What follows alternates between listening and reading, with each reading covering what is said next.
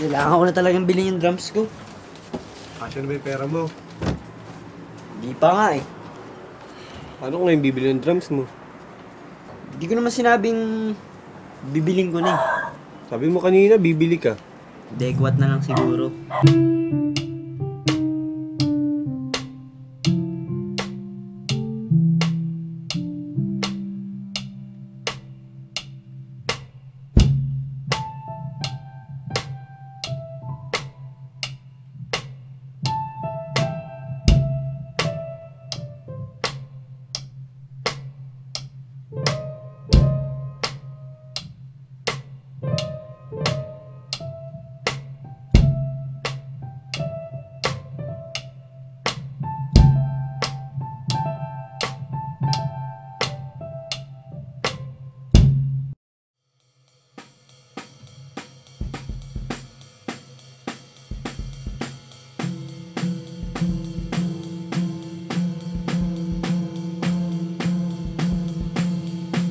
Wag mo nang pagtawanan yung matandang muryot na yon.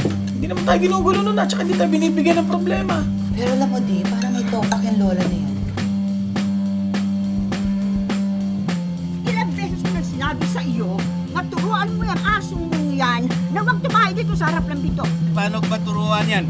Hindi naman ako marunong magturo ng aso. Tutulan mo! Hindi, pasaksakin ko lahat ng aso mo. Hindi kasi ako dinatnan ngayong February. Nang ano? Ng meals. Ano problema mo yung ano mo? Bakit sila ba sa si Angie? Halos araw-araw mo nilang ginagawa yun ah. Yung nagkukondom sila eh. Narinig ko sumigaw kanina. Ewan. Baka pinapangumot lang yan.